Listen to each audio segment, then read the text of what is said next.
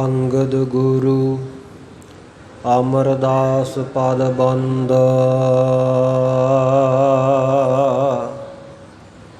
रामदास अर्जुन गुरु बर श्री हर गोबिंद हरि राय हर कृष्ण गुर तेग बहादुर चंद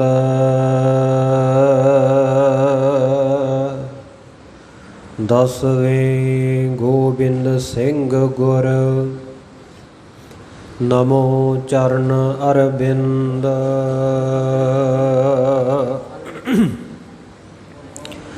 जिसमें है अमृत ज्ञान है मानक भगत वैराग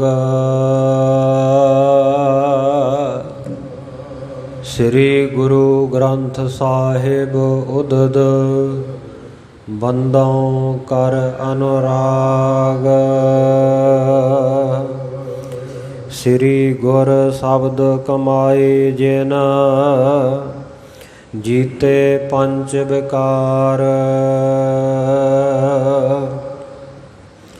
तिन संतन को बंदना सिर चरणन पर धार मूक उचरह शास्त्र खट पिंग गिरन चढ़ जाए अंध लखै भद्रो सुनै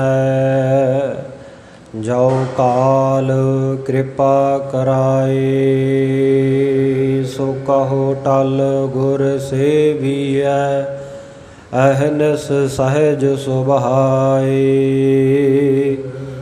दर्शन परसै गुरु कै जन्म मरण दुख जाए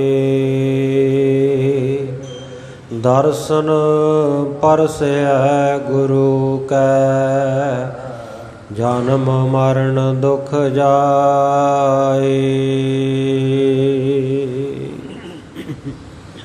सतनाम श्री वाहिगुरु साहिब जी दोहरा खड़े काकी सतगुरु आवत तेरी ग्राम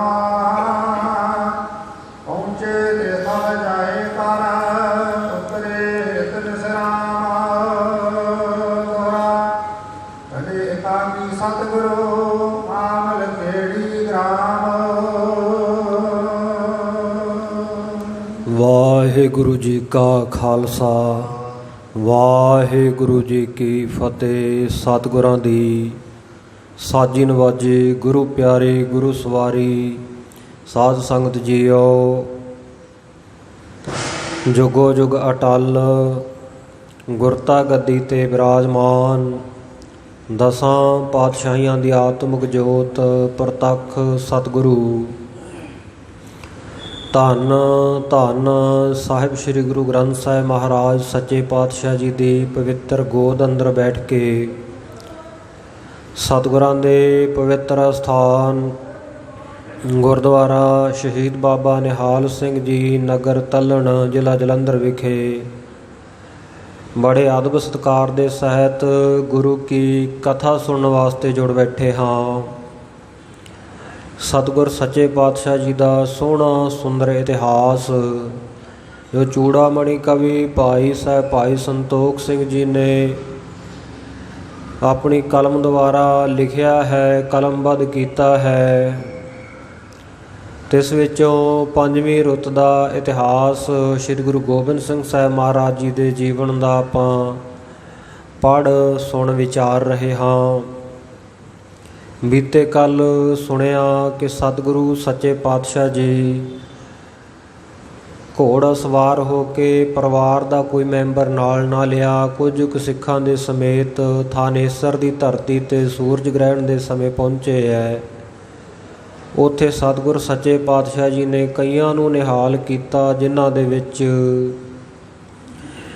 बाल गुंदाई दे टिल्ले तो आए हुए सिद्ध पुरुष सन मदनगिरी वर्गे मदन नाथ वर्गे। इस तरह एक ब्राह्मण रामदत्त ਉਹਨੂੰ ਵੀ ਬੜੀਆਂ ਖੁਸ਼ੀਆਂ ਬਖਸ਼ਿਸ਼ ਕੀਤੀਆਂ। ਆਪਣਾ ਇੱਕ ਘੋੜਾ ਇੱਕ ਕਟਾਰ ਬਖਸ਼ਿਸ਼ ਕੀਤੀ। ਇਸੇ ਪ੍ਰਕਾਰ ਇੱਕ ਸੌਦਾਗਰ ਦੇ ਪਾਸੋਂ 3 ਘੋੜੇ ਸਤਿਗੁਰੂ ਜੀ ਨੇ ਛਾਂਟ ਕੇ ਪਸੰਦ ਕਰਕੇ ਖਰੀਦ ਲਏ। ਇਸ ਪ੍ਰਕਾਰ ਸਤਿਗੁਰ ਸੱਚੇ ਪਾਤਸ਼ਾਹ ਜੀ ਥਾਨੇਸਰ ਵਿਖੇ ਸੂਰਜ ਗ੍ਰਹਿਣ ਦੇ ਮੌਕੇ ਬਹੁਤ ਸਾਰੀਆਂ ਸੰਗਤਾਂ ਨੂੰ ਤਾਰਦੇ ਹੋਏ ਵਾਪਸ ਆ ਗਏ ਹਨ। ਸੋ ਵਾਪਸ ਆਉਂਦਿਆਂ ਹੋਇਆਂ ਸਤਿਗੁਰ ਸੱਚੇ ਪਾਤਸ਼ਾਹ ਜੀ ਕਿੱਥੇ ਰੁਕਦੇ ਹੈ, ਕਿੱਥੇ ਵਿਸ਼ਰਾਮ ਕਰਦੇ ਹੈ ਔਰ ਕਿਸ ਪ੍ਰਕਾਰ ਕਿਹਨੂੰ ਤਾਰਦੇ ਆ, ਆਓ ਅੱਜ ਦੇ ਪ੍ਰਸੰਗ ਦੇ ਵਿੱਚ ਬੜੇ ਪਿਆਰ ਨਾਲ ਸਰਵਣ ਕਰੀਏ ਜੀ। ਸਤਿਨਾਮ ਸ੍ਰੀ ਵਾਹਿਗੁਰੂ ਸਾਹਿਬ ਜੀ। ਦੋਹਰਾ ਜਿਹੜੇ ਕਾਜੀ ਸਤਿਗੁਰੂ ਆਵਲ ਖੇੜੀ ਗ੍ਰਾਮ। ਸਤਿਗੁਰੂ ਸ੍ਰੀ ਗੁਰੂ ਗੋਬਿੰਦ ਸਿੰਘ ਸਾਹਿਬ ਜੀ ਮਹਾਰਾਜ ਸੱਚੇ ਪਾਤਸ਼ਾਹ ਸੂਰਜ ਗ੍ਰਹਿਣ ਦੇ ਪੁਰਬ ਤੋਂ ਥਾਨੇਸਰ ਤੋਂ ਚੱਲ ਕੇ ਇੱਕ ਨਗਰ ਦੇ ਵਿੱਚ ਪਹੁੰਚੇ ਹੈ। ਨਾਲ ਗੁਰੂ ਕੇ ਸਿੱਖਾਂ ਨੂੰ ਨਹੀਂ ਲਿਆ, ਇਕੱਲੇ ਹੀ ਘੋੜ ਅਸਵਾਰ ਹੋ ਕੇ ਸਤਿਗੁਰ ਸੱਚੇ ਪਾਤਸ਼ਾਹ ਜੀ ਇੱਕ ਨਗਰ ਵਿੱਚ ਪਹੁੰਚੇ ਆ, ਜਿਸ ਨਗਰ ਦਾ ਨਾਮ ਆਵਲ ਖੇੜੀ ਕਰਕੇ ਇਤਿਹਾਸ ਵਿੱਚ ਆਉਂਦਾ ਹੈ। ਸੋ ਇਕੱਲੇ ਹੀ ਘੋੜ ਸਵਾਰ ਹੋ ਕੇ ਸਤਿਗੁਰੂ ਜੀ ਇਹ ਆਵਲ ਖੇੜੀ ਨਗਰ ਵਿਖੇ ਪਹੁੰਚ ਗਏ। ਪਹੁੰਚੇ ਤਿਸ ਥਲ ਜਾਏ ਕਰ ਉਤਰੇ ਹਿਤ ਵਿਸਰਾਮ। ਸਤਿਗੁਰੂ ਸੱਚੇ ਪਾਤਸ਼ਾਹ ਜੀ ਇਸ ਆਵਲ ਖੇੜੀ ਨਗਰ ਦੇ ਵਿੱਚ ਪਿੰਡ ਦੇ ਵਿੱਚ ਪਹੁੰਚ ਗਏ ਤੇ ਵਿਸ਼ਰਾਮ ਦੇ ਲਈ ਉਤਾਰਾ ਕੀਤਾ। ਇੱਕ ਬ੍ਰਿਧਾਨ ਗੁਰੂ ਪਛਾਨੇ। ਜਦੋਂ ਸਤਿਗੁਰੂ ਜੀ ਨੇ ਆਵਲ ਖੇੜੀ ਨਗਰ ਵਿੱਚ ਜਾ ਕੇ ਵਿਸ਼ਰਾਮ ਕੀਤਾ, ਘੋੜਾ ਠੱਲ ਦਿੱਤਾ, ਘੋੜੇ ਤੋਂ ਹੇਠਾਂ ਉਤਰੇ ਵਿਸ਼ਰਾਮ ਕਰਨ ਲੱਗ ਪਏ ਤਾਂ ਉਸ ਵੇਲੇ ਇੱਕ ਬਿਰਧ ਮਾਈ, ਇੱਕ ਬਜ਼ੁਰਗ ਮਾਤਾ ਨੇ ਸਤਿਗੁਰੂ ਜੀ ਨੂੰ ਪਛਾਣ ਲਿਆ ਕਿ ਇਹ ਤਾਂ ਸ੍ਰੀ ਗੁਰੂ ਗੋਬਿੰਦ ਸਿੰਘ ਸਾਹਿਬ ਮਹਾਰਾਜ ਸੱਚੇ ਪਾਤਸ਼ਾਹ ਆਨੰਦਪੁਰ ਸਾਹਿਬ ਵਾਲੇ ਗੁਰੂ ਹਨ।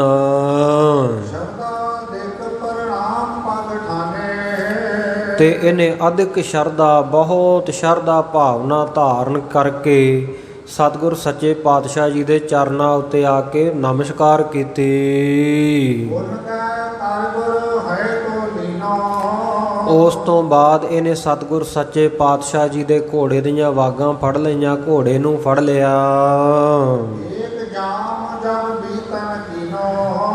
ਇਸ ਪ੍ਰਕਾਰ ਸਤਿਗੁਰੂ ਸੱਚੇ ਪਾਤਸ਼ਾਹ ਜੀ ਦੇ ਦਰਸ਼ਨ ਕਰਦਿਆਂ ਕਰਦਿਆਂ ਮਾਈ ਨੂੰ ਜਦੋਂ ਇੱਕ ਪਹਿਰ ਸਮਾਂ ਬਤੀਤ ਹੋ ਗਿਆ।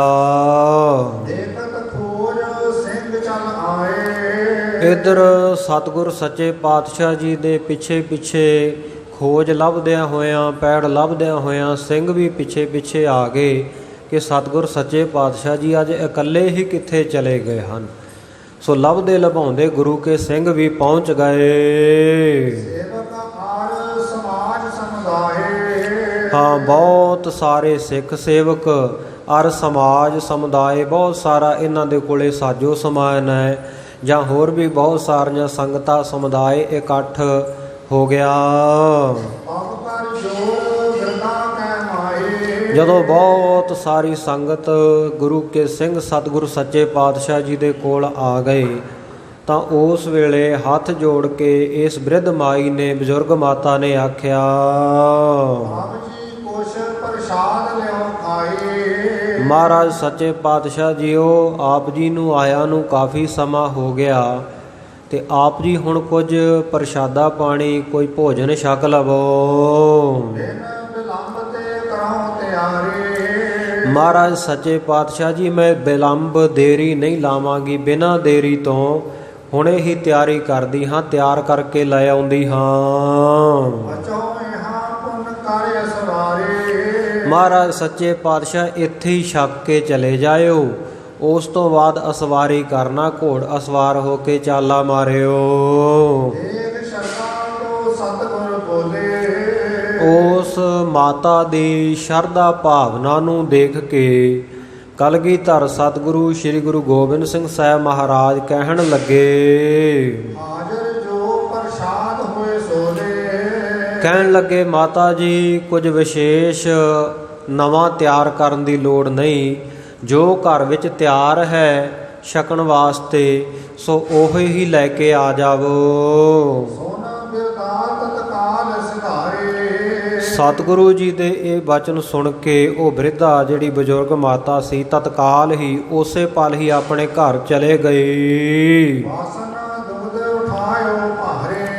ਘਰ ਵਿੱਚ ਜਾ ਕੇ ਇਹਨੇ ਜੋ ਦੁੱਧ ਪਾ ਕੇ ਰੱਖਿਆ ਹੋਇਆ ਸੀ ਕਾੜਨੀ ਦੇ ਵਿੱਚ ਉਹ ਭਾਰਾ ਵੱਡਾ ਬਰਤਨ ਸਿਰ ਦੇ ਉੱਤੇ ਚੁੱਕ ਲਿਆਂਦਾ।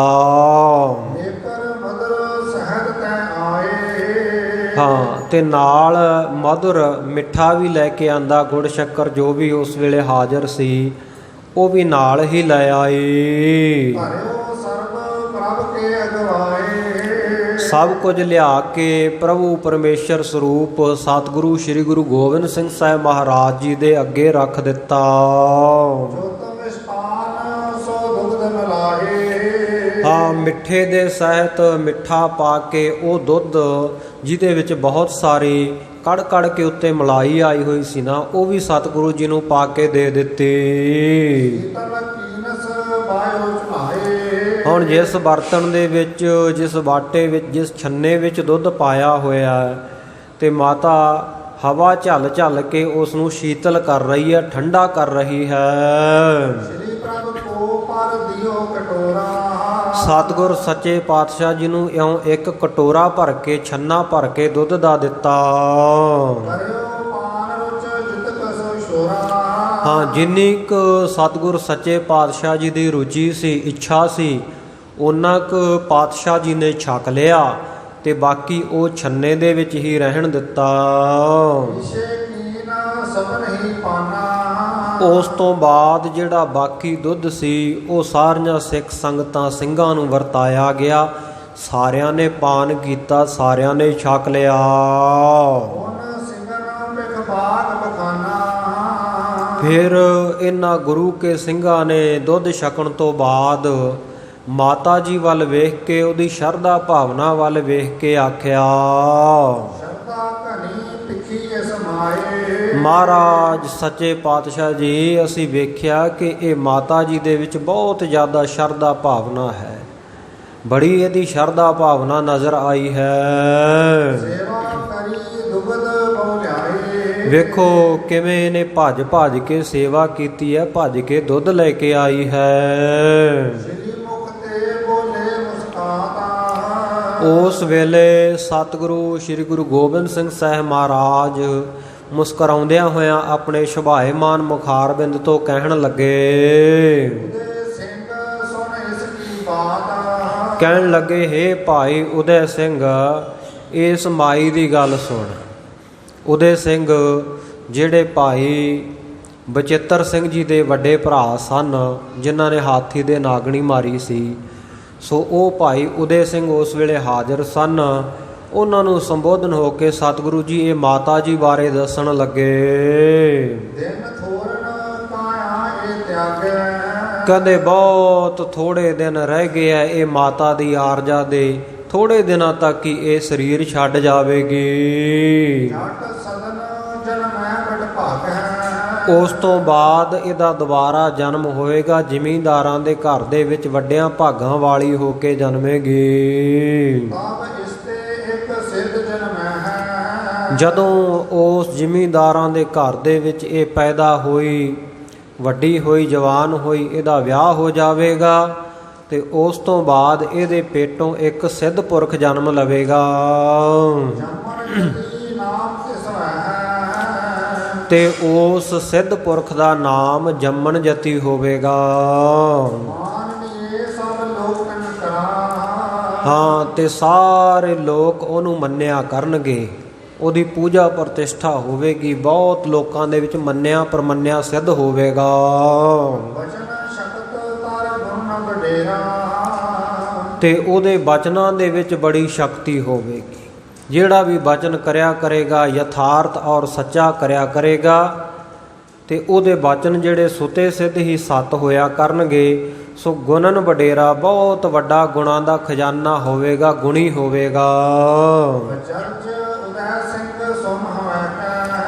ਭਾਈ ਉਦੈ ਸਿੰਘ ਜੀ ਨੇ ਜਦੋਂ ਇਹ ਬਚਨ ਸੁਣੇ ਉਹ ਮਾਤਾ ਜੀ ਦੇ ਪ੍ਰਤੀ ਕਿ ਇਹਦਾ ਭਵਿੱਖ ਇਸ ਤਰ੍ਹਾਂ ਹੋਵੇਗਾ, ਭਾਈ ਉਦੈ ਸਿੰਘ ਜੀ ਹੈਰਾਨ ਅਚਰਜ ਹੋ ਗਏ ਪੂਜਨ ਕਰੇ ਆਪਨ ਹਿਤ ਪੈਟਾ ਤੇ ਹੈਰਾਨ ਜੇ ਹੋ ਕੇ ਫਿਰ ਆਪਣੇ ਬਾਰੇ ਵੀ ਸਤਿਗੁਰੂ ਜੀ ਨੂੰ ਪੁੱਛਣ ਲੱਗੇ। ਸ੍ਰੀ ਪ੍ਰਭ ਭੂਤ ਭਵਿੱਖਤ ਗਿਆਤਾ ਹੇ ਸਤਿਗੁਰੂ ਕਲਗੀਆਂ ਵਾਲੇ ਪਾਤਸ਼ਾਹ ਜੀ, ਆਪ ਜੀ ਭੂਤ ਭਵਿੱਖਤ ਤੇ ਵਰਤਮਾਨ ਦੇ ਗਿਆਤਾ ਹੋ। ਭੂਤ ਭਵਿੱਖ ਭਵਾਨ ਕਹਾਣੀ ਘਟ ਘਟ ਕੇ ਪਟ ਪਟ ਕੀ ਜਾਣੀ। ਮਹਾਰਾਜ ਸੱਚੇ ਪਾਤਸ਼ਾਹ ਜੀ ਆਪ ਜੀ ਨੂੰ ਤਾਂ ਤਿੰਨਾਂ ਕਾਲਾਂ ਦੀ ਹੀ ਸੋਝੀ ਹੈ। ਜਥਾ ਬਦਰ ਫਲ ਕਰ ਪਰ ਜਾਤਾ ਜਿਵੇਂ ਬਦਰ ਬੇਰੀ ਦਾ ਜਿਹੜਾ ਫਲ ਹੈ, ਭਾਵ ਬੇਰ ਹੈ, ਉਹ ਹਥੇਲੀ ਦੇ ਉੱਤੇ ਤਲੀ ਦੇ ਉੱਤੇ ਰੱਖਿਆ ਹੋਵੇ ਨਾ ਤੇ ਉਹਨੂੰ ਜਿਹੜੇ ਪਾਸਿਓਂ ਮਰਜ਼ੀ ਦੇਖਿਆ ਜਾ ਸਕਦਾ। ਇਸੇ ਤਰ੍ਹਾਂ ਤਿੰਨੇ ਕਾਲ ਆ ਜਿਹੜੇ, ਭੂਤ ਕਾਲ ਬੀਤਿਆ ਹੋਇਆ ਸਮਾਂ, ਵਰਤਮਾਨ ਕਾਲ ਜਿਹੜਾ ਹੁਣ ਚੱਲ ਰਿਹਾ ਸਮਾਂ, ਤੇ ਭਵਿੱਖਤ ਜਿਹੜਾ ਆਉਣ ਵਾਲਾ ਸਮਾਂ, ਇਹ ਤਿੰਨੇ ਪ੍ਰਕਾਰ ਦੇ ਕਾਲ ਭਾਵ ਹਰ ਸਮਾਂ ਹੀ ਜਿਹੜਾ ਉਹ ਤਾਂ ਆਪ ਜੀ ਵਾਸਤੇ ਇਦਾਂ ਹੈ ਜਿੱਦਾਂ ਹਥੇਲੀ ਦੇ ਉੱਤੇ ਬੇਰ ਰੱਖਿਆ ਹੁੰਦਾ ਹੈ। ਸੋ ਆਪ ਜੀ ਸਭ ਕੁਝ ਜਾਣੀ ਜਾਣ ਹੋ। ਕਰੋ ਬਤਾਵਨਾ ਕੁਸ਼ਗਤ ਮੇਰੇ ਮਹਾਰਾਜ ਸੱਚੇ ਪਾਤਸ਼ਾਹ ਮੇਰੇ ਉੱਤੇ ਵੀ ਕਿਰਪਾ ਕਰੋ, ਮੇਰੀ ਵੀ ਗਤੀ ਦੱਸੋ, ਮੇਰਾ ਕੀ ਹੋਵੇਗਾ ਇਹ ਵੀ ਮੈਨੂੰ ਜਣਾ ਦਿਓ, ਦੱਸ ਦੇਵੋ। ਕਹਾਂ ਜਨਮ ਕੋ ਧਰ ਹਉ ਫੇਰੇ ਮਹਾਰਾਜ ਸੱਚੇ ਪਾਤਸ਼ਾਹ ਕਿੱਥੇ ਮੇਰਾ ਜਨਮ ਹੋਵੇਗਾ, ਕਿੱਥੇ ਮੇਰੀ ਫੇਰੀ ਹੋਵੇਗੀ ਜਦੋਂ ਦੁਬਾਰਾ ਜਨਮ ਹੋਵੇਗਾ।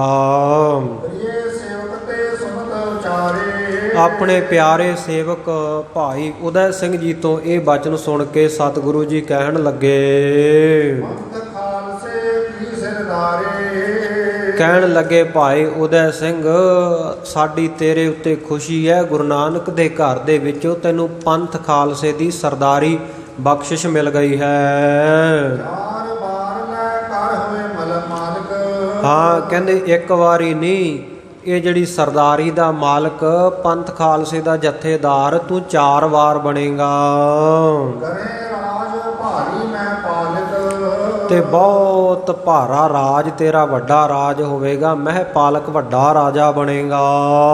ਮਾਰ ਪੰਚਮੀ ਉਪਜੈ ਤਬੈ 5ਵੀਂ ਵਾਰ ਕਹਿੰਦੇ ਤੇਰਾ ਜਨਮ ਉਸ ਵੇਲੇ ਹੋਵੇਗਾ ਮੌਨ ਗਾਰ ਕੀ ਪ੍ਰਾਪਤ ਜਗੈ ਤੇ ਤੈਨੂੰ ਪਾਤਸ਼ਾਹੀ ਇਹ ਉਸ ਵੇਲੇ ਮਿਲੇਗੀ ਜਦੋਂ ਮੌਨ ਗਾਰ ਕੀ ਪ੍ਰਾਪਤ ਜਗੈ। ਮੌਨ ਕਹਿੰਦੇ ਐ ਜਿਹੜੇ ਫਰੰਗੀ ਐ, ਗੋਰੇ ਅੰਗਰੇਜ਼ ਐ, ਕਿਉਂਕਿ ਉਹ ਬਹੁਤਾ ਚੁੱਪ ਚੁੱਪ ਰਹਿੰਦੇ ਆ, ਜ਼ਿਆਦਾ ਨਹੀਂ ਬੋਲਦੇ, ਸੋ ਇਸ ਕਰਕੇ ਉਹਨਾਂ ਨੂੰ ਮੌਨ। ਤੇ ਜਦੋਂ ਗਾਰਕੀ ਹੋ ਜਾਣਗੇ, ਨਾਸ਼ ਹੋ ਜਾਣਗੇ, ਉਹਨਾਂ ਦਾ ਰਾਜ ਭਾਗ ਖਤਮ ਹੋ ਜਾਵੇਗਾ। ਹੋਏ ਕਰਤਾਰ ਕੋ ਇਮ ਹੀ ਭਾਣਾ ਹਾਂ ਕਰਤੇ ਅਕਾਲ ਪੁਰਖ ਵਾਹਿਗੁਰੂ ਦਾ ਇਸੇ ਤਰ੍ਹਾਂ ਹੀ ਭਾਣਾ ਹੋਵੇਗਾ ਰਾਜ ਖਾਲਸਾ ਕਰੈ ਮਹਾਣਾ ਕਿ ਖਾਲਸਾ ਬਹੁਤ ਭਾਰੀ ਰਾਜ ਕਰੇਗਾ। ਇਮ ਕੈ ਸਤਿਗੁਰ ਚੜ੍ਹ ਕਰ ਚਲੇ ਇਸ ਪ੍ਰਕਾਰ ਕਹਿ ਕੇ ਸਤਿਗੁਰ ਸੱਚੇ ਪਾਤਸ਼ਾਹ ਜੀ ਉਸ ਸਥਾਨ ਤੋਂ ਘੋੜ ਸਵਾਰ ਹੋ ਕੇ ਚਲੇ ਗਏ। ਡੇਰਾ ਆਨ ਕਰਿਓ ਇਕ ਥਲੇ ਫਿਰ ਅੱਗੇ ਜਾ ਕੇ ਇੱਕ ਹੋਰ ਜਗ੍ਹਾ ਦੇ ਉੱਤੇ ਸਤਿਗੁਰੂ ਜੀ ਨੇ ਡੇਰਾ ਟਿਕਾਣਾ ਕੀਤਾ ਕ੍ਰਮ ਮਗ ਲੰਘ ਕਰ ਆਏ ਤੇ ਇਸੇ ਤਰ੍ਹਾਂ ਕ੍ਰਮ ਹੌਲੀ ਹੌਲੀ ਰਸਤਾ ਲੰਘਦੇ ਹੋਏ ਆ ਰਹੇ ਹਨ, ਜਾਂ ਕ੍ਰਮ ਕਹੀਏ ਵੀ ਜਿਵੇਂ ਨੰਬਰਵਾਰ ਇੱਕ ਜਗ੍ਹਾ ਤੋਂ ਦੂਜੀ ਜਗ੍ਹਾ ਤੋਂ ਤੀਜੀ ਜਗ੍ਹਾ, ਇਸ ਪ੍ਰਕਾਰ ਕ੍ਰਮ ਵੱਖ-ਵੱਖ ਥਾਵਾਂ ਤੋਂ ਹੁੰਦੇ ਹੋਏ ਆ ਰਹੇ ਹਨ। ਵਸੇ ਗ੍ਰਾਮ ਚਮਕੌਰ ਜਥਾਏ ਤੇ ਜਿੱਥੇ ਚਮਕੌਰ ਸਾਹਿਬ ਨਗਰ ਵਸਦਾ ਹੈ, ਪਰੇ ਕਰ ਬੇਹਿਤ ਡੇਰਾ ਉਸ ਜਗ੍ਹਾ ਦੇ ਉੱਤੇ ਸਤਿਗੁਰੂ ਕਲਗੀਆਂ ਵਾਲੇ ਪਾਤਸ਼ਾਹ ਜੀ ਟਿਕਾਣਾ ਕਰਨ ਵਾਸਤੇ ਘੋੜੇ ਤੋਂ ਉਤਰ ਪਏ। ਆਇਓ ਸਕਲ ਵਹੀਰ ਕਸ਼ੇਰਾ ਸਤਿਗੁਰੂ ਜੀ ਦੇ ਪਿੱਛੇ ਸਾਰਾ ਵਹੀਰ, ਸਾਰਾ ਪੰਥ ਖਾਲਸਾ, ਸਾਰੇ ਸਿੰਘ ਆ ਗਏ। ਸਗਲ ਤਰੰਗਮ ਦਏ ਲਗਾਏ ਸਾਰਿਆਂ ਨੇ ਤਰੰਗਮ ਜਿਹੜੇ ਘੋੜੇ ਸਨ ਉੱਥੇ ਪਾਸੇ ਬੰਨ੍ਹ ਦਿੱਤੇ, ਘੋੜਿਆਂ ਤੋਂ ਹੇਠਾਂ ਉਤਰ ਆਏ। ਤ੍ਰਿਣ ਦਾਣਾ ਆਨਿਓ ਸਮੁਦਾਏ ਤੇ ਇਸ ਪ੍ਰਕਾਰ ਜਿਹੜਾ ਉਹਨਾਂ ਘੋੜਿਆਂ ਦਾ ਖਾਣਾ ਦਾਣਾ ਸੀ, ਹਰਾ ਪੱਠਾ ਦਾਣਾ ਸੀ, ਉਹ ਵੀ ਬਹੁਤ ਸਾਰਾ ਲਿਆਂਦਾ। ਖਾਨ ਪਾਨ ਸਭ ਹਿੰਨ ਤੈ ਕਰਕੇ ਉੱਥੇ ਘੋੜਿਆਂ ਨੇ ਵੀ ਤੇ ਗੁਰੂ ਕੇ ਸਿੰਘਾਂ ਨੇ ਵੀ ਸਾਰਿਆਂ ਨੇ ਖਾਣ ਪਾਣ ਭੋਜਨ ਪ੍ਰਸ਼ਾਦਾ ਛਕ ਛਕਾ ਕੇ ਭਈ ਜਾਮਨੇ ਸੁਖਤੇ ਪਰਕੈ ਹਾਂ ਜਦੋਂ ਰਾਤ ਹੋਈ ਸਾਰਿਆਂ ਨੇ ਰਾਤ ਨੂੰ ਵਿਸ਼ਰਾਮ ਕੀਤਾ। ਰਾਤ ਪਾਸ਼ਲੀ ਜਾਗਣ ਕਰੇ ਹਾਂ ਪਾਛਲੀ ਰਾਤ ਭਾਵ ਅੰਮ੍ਰਿਤ ਵੇਲੇ ਸਾਰੇ ਜਾਗ ਪਏ ਗੁਰਬਾਣੀ ਕੋ ਸਿੰਘਨ ਰਰੇ ਤੇ ਗੁਰੂ ਕੇ ਇਹ ਸਾਰੇ ਸਿੰਘ ਗੁਰਬਾਣੀ ਪੜ੍ਹਨ ਲੱਗ ਪਏ। ਭਲੀ ਪ੍ਰਕਾਰ ਕਰਕੇ ਗੁਰੂ ਕੀ ਬਾਣੀ ਦਾ ਜਾਪ ਅੰਮ੍ਰਿਤ ਵੇਲੇ ਨਿਤਨੇਮ ਕਰਨ ਲੱਗ ਪਏ। ਕੋਈ ਜਪਜੀ ਸਾਹਿਬ ਦਾ ਪਾਠ ਕਰ ਰਿਹਾ ਹੈ, ਕੋਈ ਜਾਪ ਸਾਹਿਬ ਦਾ ਪਾਠ ਕਰ ਰਿਹਾ ਹੈ, ਕੋਈ ਸੁਦਾ ਸਵਈਏ ਦਾ ਤਵਾ ਪ੍ਰਸਾਦ ਸਵਈਏ ਦਾ ਪਾਠ ਕਰ ਰਿਹਾ ਹੈ। ਇਸੇ ਪ੍ਰਕਾਰ ਕੋਈ ਚੌਪਈ ਸਾਹਿਬ ਦਾ ਤੇ ਕੋਈ ਸੰਪੂਰਨ ਆਨੰਦ ਸਾਹਿਬ ਦਾ ਪਾਠ ਗੁਰੂ ਕੇ ਸਾਰੇ ਸਿੰਘ ਗੁਰਬਾਣੀ ਦਾ ਪਾਠ ਕਰ ਰਹੇ ਹਨ ਅੰਮ੍ਰਿਤ ਵੇਲੇ। ਸਤੂ ਮਧੂ ਆਸਾ ਵਾਰ ਤੇ ਸਤਿਗੁਰੂ ਜੀ ਦੇ ਦਰ ਘਰ ਦੇ ਰਬਾਬੀ ਹਜੂਰੀ ਕੀਰਤਨੀਏ ਭਾਈ ਸੱਦੂ ਜੀ ਭਾਈ ਮੱਧੂ ਜੀ ਇਹਨਾਂ ਨੇ ਆਸਾ ਦੀ ਵਾਰ ਦਾ ਕੀਰਤਨ ਕੀਤਾ। ਕੀਰਤਨ ਕਰਦੇ ਰਾਗ ਸੁਧਾਰ ਹਾਂ ਕੀਰਤਨ ਕਰ ਰਹੇ ਆ ਰਾਗ ਨੂੰ ਸੁਧਾਰ ਕੇ ਸ਼ੁੱਧ ਰਾਗਾਂ ਦੇ ਵਿੱਚ। ਇਹ ਨਹੀਂ ਰਾਗ ਤੋਂ ਬਾਹਰ ਜਾ ਕੇ ਨਹੀਂ, ਜੋ ਆਸਾ ਰਾਗ ਅਸਲ ਦੇ ਵਿੱਚ ਹੈ ਸੋ ਆਸਾ ਰਾਗ ਦੇ ਵਿੱਚ ਬੰਨ੍ਹ ਕੇ ਸੋ ਉਸੇ ਹੀ ਤਰਨਮ ਦੇ ਵਿੱਚ ਉਸੇ ਹੀ ਸੁਰ ਤਾਲ ਦੇ ਵਿੱਚ ਜੋ ਟੁੰਡੈ ਆਸ ਰਾਜੈ ਕੀ ਧੁਨੀ ਹੈ ਆਸਾ ਰਾਗ ਦੇ ਵਿੱਚ ਉਸ ਦਾ ਗਾਇਨ ਕਰ ਰਹੇ ਹਨ। ਸੋਚ ਇਸ਼ਨਾਨ ਕਰਿਓ ਪ੍ਰਭ ਤੇਰੇ ਇਸ ਪ੍ਰਕਾਰ ਸਤਿਗੁਰੂ ਸੱਚੇ ਪਾਤਸ਼ਾਹ ਜੀ ਨੇ ਵੀ ਸ਼ੌਚਾਚਾਰ ਕੀਤਾ, ਇਸ਼ਨਾਨ ਪਾਨ ਕਰਕੇ ਸਥਿਤ ਹੋ ਗਏ। ਵਸਤਰ ਸ਼ਸਤਰ ਕੋ ਪੈਰਨ ਕਰੇ ਗੁਰੂ ਕੀ ਬਾਣੀ ਦਾ ਜਾਪ ਕਰਨ ਤੋਂ ਬਾਅਦ ਸਤਿਗੁਰੂ ਸੱਚੇ ਪਾਤਸ਼ਾਹ ਜੀ ਵਸਤਰ ਸੁੰਦਰ ਸਤਿਗੁਰੂ ਜੀ ਨੇ ਪਹਿਨੇ, ਇਸੇ ਤਰ੍ਹਾਂ ਤਨ ਦੇ ਉੱਤੇ ਸ਼ਸਤਰ ਸਜਾਏ। ਵਸਤਰ ਸ਼ਸਤਰ ਸਜਾ ਕਰਕੇ ਸਤਿਗੁਰ ਸੱਚੇ ਪਾਤਸ਼ਾਹ ਭਈ ਪਰਾਤ ਪਿੰਡ ਥਾਲੇ ਅਭਿਰਾਮ ਜਦੋਂ ਵੇਖਿਆ ਕਿ ਪ੍ਰਾਤ ਹੋ ਗਈ ਹੈ, ਸਵੇਰ ਵੇਲਾ ਹੋ ਗਿਆ, ਅਭਿਰਾਮ ਬਹੁਤ ਸੁੰਦਰ ਜਗ੍ਹਾ ਦੇਖ ਕੇ ਸਤਿਗੁਰ ਕੀਨਸ ਤਹਾ ਮਕਾਮ ਸਤਿਗੁਰ ਸੱਚੇ ਪਾਤਸ਼ਾਹ ਜੀ ਨੇ ਉੱਥੇ ਹੀ ਮੁਕਾਮ ਕਰ ਲਿਆ, ਉੱਥੇ ਹੀ ਠਹਿਰ ਗਏ ਕਿ ਕੁਝ ਦਿਨ ਇੱਥੇ ਹੀ ਰੁਕਣਾ ਹੈ। ਦਿਵਸ ਚੜੇ ਤੇ ਸਿੱਖ ਸਮੁਦਾਏ ਜਦੋਂ ਦਿਨ ਦਾ ਚੜ੍ਹਾਅ ਹੋਇਆ ਤਾਂ ਉਸ ਵੇਲੇ ਬਹੁਤ ਸਾਰੀਆਂ ਸਿੱਖ ਸੰਗਤਾਂ ਨਮੋ ਕਰੈ ਦੀਵਾਨ ਲਗਾਏ ਸਤਿਗੁਰ ਸੱਚੇ ਪਾਤਸ਼ਾਹ ਜੀ ਦੇ ਚਰਨਾਂ ਵਿੱਚ ਆ ਕੇ ਨਮਸਕਾਰ ਕਰ ਰਹੀਆਂ। ਜਿੱਥੇ ਸਤਿਗੁਰੂ ਜੀ ਦਾ ਦੀਵਾਨ ਲੱਗਿਆ ਹੋਇਆ ਹੈ, ਸਤਿਗੁਰ ਸੱਚੇ ਪਾਤਸ਼ਾਹ ਜੀ ਪ੍ਰਤੱਖ ਪ੍ਰਕਾਸ਼ ਹੋ ਕੇ ਬੈਠੇ ਹਨ। ਜੈ ਜੈ ਸੁਧ ਹੋਈ ਜਿਸ ਗਾਉ ਹਾਂ ਜਿਸ ਜਿਸ ਨੂੰ ਵੀ ਜਿਹੜੇ ਜਿਹੜੇ ਨੇੜੇ ਦੇ ਨਗਰਾਂ ਵਾਲਿਆਂ ਨੂੰ ਸੁੱਧ ਹੋਈ ਖਬਰ ਹੋਈ, ਪਤਾ ਲੱਗਿਆ ਕਿ ਸਤਿਗੁਰੂ ਸ੍ਰੀ ਗੁਰੂ ਗੋਬਿੰਦ ਸਿੰਘ ਸਾਹਿਬ ਮਹਾਰਾਜ ਚਮਕੌਰ ਸਾਹਿਬ ਆਏ ਹੋਏ ਹਨ। ਦਰਸ਼ਨ ਹਿਤ ਆਏ ਚਿਤ ਚਾਓ ਸਾਰੇ ਹੀ ਮਨ ਦੇ ਵਿੱਚ ਚਾਓ ਉਤਸ਼ਾਹ ਧਾਰਨ ਕਰਕੇ ਬੜੇ ਪ੍ਰੇਮ ਦੇ ਨਾਲ ਗਰੀਬ ਨਵਾਜ਼ ਸੱਚੇ ਪਾਤਸ਼ਾਹ ਜੀ ਦੇ ਦਰਸ਼ਨ ਕਰਨ ਚਮਕੌਰ ਸਾਹਿਬ ਵਿਖੇ ਆਏ। ਸੋ ਸਤਿਗੁਰੂ ਜੀ ਚਮਕੌਰ ਸਾਹਿਬ ਵਿਖੇ ਜਦੋਂ ਚਮਕੌਰ ਦੀ ਜੰਗ ਹੁੰਦੀ ਹੈ, ਸਰਸਾ ਨਦੀ ਤੇ ਪਰਿਵਾਰ ਵਿਛੋੜੇ ਤੋਂ ਬਾਅਦ ਉਦੋਂ ਦੂਜੀ ਵਾਰ ਗਏ ਹੈ। ਥਾਨੇਸਰ ਤੋਂ ਵਾਪਸ ਆਉਂਦਿਆਂ ਇੱਕ ਵਾਰ ਜਿਹੜਾ ਪ੍ਰਸੰਗ ਚੱਲ ਰਿਹਾ ਹੈ, ਇਹਦੇ ਵਿੱਚ ਪ੍ਰਗਟ ਆਪਾਂ ਨੂੰ ਪਤਾ ਲੱਗ ਰਿਹਾ ਹੈ ਕਿ ਸਤਿਗੁਰ ਸੱਚੇ ਪਾਤਸ਼ਾਹ ਜੀ ਪਹਿਲਾਂ ਵੀ ਚਮਕੌਰ ਸਾਹਿਬ ਵਿਖੇ ਗਏ। ਸੋ ਚਮਕੌਰ ਸਾਹਿਬ ਵਿਖੇ ਸਤਿਗੁਰੂ ਜੀ ਦੇ ਦਰਸ਼ਨ ਕਰਨ ਵਾਸਤੇ ਬੜੇ ਉਤਸ਼ਾਹ ਚਾਓ ਪ੍ਰੇਮ ਦੇ ਨਾਲ ਸੰਗਤਾਂ ਪਹੁੰਚੀਆਂ। ਦੁਖਦ ਤਹੀਂ ਦੇ ਰਸਤ ਕਨੇਰੇ ਹਾਂ ਜਿਹਦੇ ਕੋਲ ਜੋ ਜੋ ਸੀ ਉਹ ਵਸਤੂਆਂ ਸਤਿਗੁਰੂ ਜੀ ਦੀ ਭੇਟਾ ਕਰਨ ਵਾਸਤੇ ਲੈ ਕੇ ਆਏ। ਕੋਈ ਦੁੱਧ ਲੈ ਕੇ ਆ ਰਿਹਾ ਹੈ, ਕੋਈ ਦਹੀਂ ਲੈ ਕੇ ਆ ਰਿਹਾ ਹੈ, ਤੇ ਇਸੇ ਪ੍ਰਕਾਰ ਕੋਈ ਗੁਰੂ ਕੇ ਲੰਗਰਾਂ ਵਾਸਤੇ ਰਸਤਾਂ ਵਸਤਾਂ ਲੈ ਕੇ ਆ ਰਿਹਾ ਹੈ। ਧਰਮ ਪਾਇਨ ਬਹੁਤ ਇਸ ਬੇਰੇ ਤੇ ਫਿਰ ਸਾਰੇ ਆ ਕੇ ਸਤਿਗੁਰ ਸੱਚੇ ਪਾਤਸ਼ਾਹ ਜੀ ਨੂੰ ਆਪਣੀਆਂ ਭੇਟਾਵਾਂ ਅਰਪਣ ਕਰ ਰਹੇ ਹਨ ਉਸ ਜਗ੍ਹਾ ਤੇ ਉਸ ਵੇਲੇ। ਪਛਮ ਦਿਸ਼ਟੀ ਸੰਗਤ ਕਨੇ ਇਸ ਪ੍ਰਕਾਰ ਪੱਛਮ ਦਿਸ਼ਾ ਤੋਂ ਲਹਿੰਦੇ ਵਾਲੇ ਪਾਸੇ ਤੋਂ ਛਿਪਦੇ ਪਾਸੇ ਤੋਂ ਬਹੁਤ ਸਾਰੀ ਸੰਗਤ ਆਈ। ਸਤਿਗੁਰ ਕੀ ਸੁਧ ਇਤ ਹੀ ਸੁਣੀ ਉਹਨਾਂ ਨੇ ਇਹ ਖਬਰ ਸੁਣੀ, ਪਤਾ ਲੱਗਿਆ ਪੱਛਮ ਵੱਲ ਦੀ ਸੰਗਤ ਨੂੰ ਕਿ ਸਤਿਗੁਰੂ ਸੱਚੇ ਪਾਤਸ਼ਾਹ ਜੀ ਚਮਕੌਰ ਸਾਹਿਬ ਵਿਖੇ ਬਿਰਾਜ ਰਹੇ ਹਨ। ਇੱਕ ਦਿਨ ਬੀਤੇ ਸੋ ਚਲ ਆਏ ਜਦੋਂ ਸਤਿਗੁਰੂ ਜੀ ਨੂੰ ਚਮਕੌਰ ਸਾਹਿਬ ਵਿਖੇ ਟਿਕਿਆ ਹੋਇਆ ਇੱਕ ਦਿਨ ਲੰਘ ਗਿਆ, ਇੱਕ ਦਿਨ ਬੀਤ ਗਿਆ, ਤਾਂ ਉਦੋਂ ਇਹ ਸੰਗਤ ਚੱਲ ਕੇ ਆਈ। ਪ੍ਰੇਮੀ ਸਿੱਖ ਹੁੰਦੇ ਅਧਿਕਾਰੇ। ਇਹਨਾਂ ਵਿੱਚ ਬਹੁਤ ਸਾਰੇ ਸ਼ਰਧਾ ਭਾਵਨਾ ਵਾਲੇ ਪ੍ਰੇਮੀ ਸਿੱਖ ਸਨ ਤੇ ਅਧਿਕਾਈ ਹੋਰ ਵੀ ਬਹੁਤ ਸਾਰੇ ਸਨ ਜਿਨ੍ਹਾਂ ਦੀ ਸ਼ਰਧਾ ਪੂਰਨ ਨਹੀਂ ਸੀ, ਪਰ ਉਹ ਗੁਰੂ ਕੀ ਸੰਗਤ ਵਿੱਚ ਆਏ। ਬਲਖ ਬੁਖਾਰਾ ਅਰ ਕੰਧਾਰ। ਹਾਂ, ਕਿੱਥੋਂ ਕਿੱਥੋਂ ਦੀ ਸੰਗਤ ਆਈ? ਬਲਖ ਬੁਖਾਰੇ ਦੀ, ਕੰਧਾਰ ਦੀ ਸੰਗਤ। ਗਜਨੀ ਕਾਬਲ ਨਗਰ ਉਧਾਰ। ਇਸੇ ਪ੍ਰਕਾਰ ਗਜਨੀ ਸ਼ਹਿਰ ਤੋਂ, ਕਾਬਲ ਸ਼ਹਿਰ ਤੋਂ ਚੱਲ ਕੇ ਵੱਡੇ ਵੱਡੇ ਸ਼ਹਿਰਾਂ ਤੋਂ ਬਹੁਤ ਸਾਰੀ ਸੰਗਤ ਆਈ। ਗੁਰੀ ਜਲਾਲਾਬਾਦ ਪਿਸ਼ੌਰ। ਹਾਂ, ਜਲਾਲਾਬਾਦ ਨਗਰ ਸ਼ਹਿਰ ਤੋਂ ਸੰਗਤ ਆਈ। ਇਸੇ ਪ੍ਰਕਾਰ ਪਿਸ਼ੌਰ ਤੋਂ ਵੀ ਸੰਗਤ ਆਈ। ਸਤਿਗੁਰ ਕਹਿਵੈ ਕਹਿ ਕਠੌਰ। ਸਾਰੇ ਨਗਰਾਂ ਦੀ, ਸਾਰੇ ਸ਼ਹਿਰਾਂ ਦੀ ਇਹ ਸੰਗਤ ਇੱਕ ਜਗ੍ਹਾ ਇਕੱਤਰ ਹੋ ਕੇ ਦਰਸ਼ਨ ਕਾਰਨ ਮਿਲ ਕਰ ਚਲੇ। ਇਹ ਸਤਿਗੁਰ ਸੱਚੇ ਪਾਤਸ਼ਾਹ ਜੀ ਦੇ ਦਰਸ਼ਨ ਕਰਨ ਵਾਸਤੇ ਸਾਰੇ ਮਿਲ ਕੇ ਚੱਲੇ ਹਨ। ਆਏ ਗ੍ਰਾਮ ਚਮਕੌਰ ਸੋ ਮਿਲੇ। ਆ ਕੇ ਚਮਕੌਰ ਨਗਰ ਦੇ ਵਿੱਚ ਸਤਿਗੁਰ ਸੱਚੇ ਪਾਤਸ਼ਾਹ ਜੀ ਦੇ ਨਾਲ ਇਹਨਾਂ ਦਾ ਮਿਲਾਪ ਹੋਇਆ। ਸਤਿਗੁਰ ਬੈਠੇ ਸਭਾ ਲਗਾਏ। ਜਿੱਥੇ ਸਤਿਗੁਰੂ ਸ੍ਰੀ ਗੁਰੂ ਗੋਬਿੰਦ ਸਿੰਘ ਸਾਹਿਬ ਮਹਾਰਾਜ ਸਭਾ ਲਾ ਕੇ, ਦੀਵਾਨ ਲਾ ਕੇ ਬੈਠੇ ਸਨ। ਸੰਗਤ ਲੈ ਅਕੋਰ ਸਮੁਦਾਏ। ਇਹ ਜਿਹੜੀ ਸੰਗਤ ਆਈ ਹੈ ਇਹ ਵੀ ਬਹੁਤ ਸਾਰੀ ਅਕੋਰ ਨਾਮ ਹੈ ਭੇਟਾ ਦਾ, ਬਹੁਤ ਸਾਰੀ ਭੇਟਾ ਲੈ ਕੇ ਆਈ। ਅਰਪ ਅਰਪ ਕਰ ਪੱਗ ਸਿਰ ਧਰੈ। ਆਪੋ ਆਪਣੀ ਭੇਟਾ ਅਰਪਣ ਕਰਕੇ ਸਤਿਗੁਰੂ ਜੀ ਦੇ ਚਰਨਾਂ ਵਿੱਚ ਰੱਖ ਕੇ, ਸਤਿਗੁਰੂ ਦੇ ਚਰਨਾਂ ਉੱਤੇ ਸੀਸ ਰੱਖ ਕੇ ਮੱਥਾ ਟੇਕਦੇ ਹਨ, ਨਮਸਕਾਰ ਕਰਦੇ ਹਨ। ਐਤ ਸਮੀਪ ਦਰਸ ਕੋ ਕਰੈ। ਸਤਿਗੁਰੂ ਜੀ ਦੇ ਇਰਦ ਗਿਰਦ ਨੇੜੇ ਨੇੜੇ ਹੋ ਕੇ ਬੈਠ ਕੇ ਸਾਰੇ ਦਰਸ਼ਨ ਕਰਦੇ ਹਨ। ਸਿੱਖ ਮੁਖੀ ਜੇ ਸੰਗਤ ਕੇਰੇ। ਇਹਨਾਂ ਵਿੱਚੋਂ ਜਿਹੜੇ ਸੰਗਤ ਵਿੱਚ ਮੁਖੀ ਸਿੱਖ ਸਨ, ਇਹਨਾਂ ਦੇ ਜਥੇਦਾਰ ਸਨ।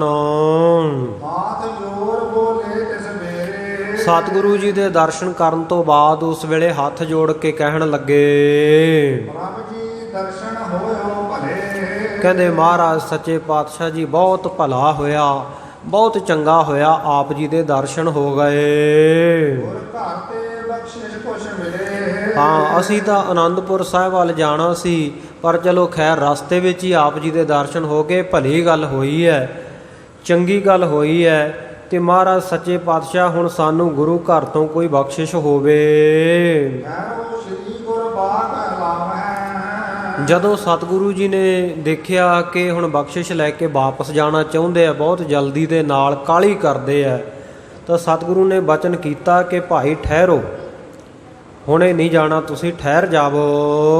ਮਨ ਕੋ ਦੇਵੈ ਕੇ ਮਰਵਾਵੈ। ਕਹਿੰਦੇ ਅਸੀਂ ਤੁਹਾਨੂੰ ਧਨ ਵੀ ਦੇਵਾਂਗੇ ਤੇ ਮਰਵਾਵਾਂਗੇ ਵੀ। ਸੁਨ ਸਿੱਖ ਦੂਸ਼ਣ ਭੇ ਤਰ ਤਰਾਸਾ। ਜਦੋਂ ਸਤਿਗੁਰੂ ਦਾ ਐਸਾ ਬਚਨ ਸੁਣਿਆ ਵੀ ਧਨ ਵੀ ਦੇਵਾਂਗੇ ਤੇ ਤੁਹਾਨੂੰ ਮਰਵਾ ਵੀ ਦੇਵਾਂਗੇ, ਤਾਂ ਉਹ ਇੱਕਦਮ ਤੂਸ਼ਣ ਹੋ ਗਏ, ਚੁੱਪ ਜੇ ਹੋ ਗਏ, ਮਨ ਵਿੱਚ ਡਰ ਧਾਰਨ ਕਰਕੇ ਕਹਾ ਬਾਤ ਇਹ ਗੁਰੂ ਪ੍ਰਕਾਸ਼ਾ। ਸੋਚਦੇ ਐ ਕਿ ਸਤਿਗੁਰ ਸੱਚੇ ਪਾਤਸ਼ਾਹ ਨੇ ਇਹੋ ਜਿਹੇ ਵਾਕ ਕਿਵੇਂ ਪ੍ਰਗਟ ਕਰਤੇ, ਐਸੇ ਬਚਨ ਕਿਉਂ ਆਖੇ ਸਤਿਗੁਰੂ ਨੇ ਵੀ ਧਨ ਵੀ ਦੇਵਾਂਗੇ ਤੇ ਮਰਵਾਵਾਂਗੇ ਵੀ। ਕਰ ਵਿਚਾਰ ਬੋਲੇ ਤੇ ਸਮੈ। ਉਸ ਵੇਲੇ ਵਿਚਾਰ ਕੇ ਸਤਿਗੁਰੂ ਜੀ ਨੂੰ ਕਹਿਣ ਲੱਗੇ, ਇਹੋ ਹੁਕਮ ਧੰਨ ਕੋ ਹੈ। ਕਹਿੰਦੇ ਮਹਾਰਾਜ ਸੱਚੇ ਪਾਤਸ਼ਾਹ ਹੁਕਮ ਕਰੋ ਸਾਨੂੰ ਵੀ ਅਸੀਂ ਵਾਪਸ ਚਲੇ ਜਾਈਏ। ਧੰਦ ਕੋ ਹਮੈ, ਸਾਨੂੰ ਕੰਮ ਧੰਦੇ ਬਹੁਤ ਹੈ, ਇਸ ਕਰਕੇ ਅਸੀਂ ਵਾਪਸ ਜਾਣਾ ਚਾਹੁੰਦੇ ਹਾਂ, ਸਾਨੂੰ ਆਗਿਆ ਦੇਵੋ। ਮਾਰ ਬਖਸ਼ੋ ਜੀਵਨ ਕੀ ਖੁਸ਼ੀ। ਤੇ ਮਹਾਰਾਜ ਸੱਚੇ ਪਾਤਸ਼ਾਹ ਜੀ ਨਾਲੇ ਸਾਨੂੰ ਜੀਵਨ ਦੀਆਂ ਖੁਸ਼ੀਆਂ ਬਖਸ਼ੋ, ਜ਼ਿੰਦਗੀ ਦੀਆਂ। ਕਿਰਪਾ ਕਰੋ ਸੰਗਤ ਪਰ ਤੁਸੀਂ। ਮਹਾਰਾਜ ਸੱਚੇ ਪਾਤਸ਼ਾਹ ਆਪ ਜੀ ਆਪਣੀ ਸੰਗਤ ਦੇ ਉੱਤੇ ਕਿਰਪਾ ਕਰੋ। ਪ੍ਰੇਮ ਧਰੇ ਦਰਸ਼ਨ ਕੋ ਆਏ। ਅਸੀਂ ਤਾਂ ਬੜਾ ਪ੍ਰੇਮ ਧਾਰਨ ਕਰਕੇ ਤੁਹਾਡੇ ਪਿਆਰ ਵਿੱਚ ਦਰਸ਼ਨ ਕਰਨ ਲਈ ਆਏ ਹਾਂ। ਚਾਹੋ ਮਨੋ ਕਾਮਨਾ ਪਾਏ। ਮਹਾਰਾਜ ਸੱਚੇ ਪਾਤਸ਼ਾਹ ਜੋ ਸਾਡੇ ਮਨ ਦੀਆਂ ਕਾਮਨਾਵਾਂ, ਮਨ ਦੇ ਵਿੱਚ ਇੱਛਾਵਾਂ ਹਨ, ਉਹ ਪੂਰੀਆਂ ਕਰਨਾ ਲੋੜਦੇ ਹਾਂ ਆਪ ਜੀ ਪਾਸੋਂ। ਸਬਲ ਲੋਕਨ ਹੈ ਤੁਮਾਰਾ। ਕਿਉਂਕਿ ਮਹਾਰਾਜ ਸੱਚੇ ਪਾਤਸ਼ਾਹ ਆਪ ਜੀ ਦਾ ਦਰਸ਼ਨ ਜਿਹੜਾ ਵਿਲੋਕਣਾ ਹੈ, ਦਰਸ਼ਨ ਕਰਨਾ ਹੈ, ਦਰਸ਼ਨ ਦੇਖਣਾ ਹੈ, ਇਹ ਤਾਂ ਸਫਲ ਹੈ, ਫਲ ਦੇ ਸਹਿਤ ਹੈ, ਫਲਦਾਇਕ ਹੈ। ਸੁਨ ਸ੍ਰੀ ਮੁਕਤੇ ਬਚਨ ਉਚਾਰਾ। ਉਸ ਵੇਲੇ ਸਤਿਗੁਰ ਸੱਚੇ ਪਾਤਸ਼ਾਹ ਜੀ ਨੇ ਬਚਨ ਉਚਾਰਨ ਕੀਤਾ। ਸੁਣ ਕੇ ਇਹਨਾਂ ਸਿੱਖਾਂ ਦੀ ਗੱਲਬਾਤ ਛੰਦ ਪੜੋ ਜੀ। ਛੰਦ ਬਰਸੈ ਬਾਦਲ ਖੁਸ਼ੀ ਕਰ ਜਲ ਲੈ ਨਾਹੇ ਚੇਤ। ਹਾਂ, ਕਹਿੰਦੇ ਜੇਕਰ ਬੱਦਲ ਹੇਤ ਕਰਕੇ ਖੁਸ਼ੀ ਦੇ ਵਿੱਚ ਵਰਸਦਾ ਹੈ, ਮੀਂਹ ਵਰਦਾ ਹੈ, ਜਲ ਲੈ ਨਾ ਖੇਤ।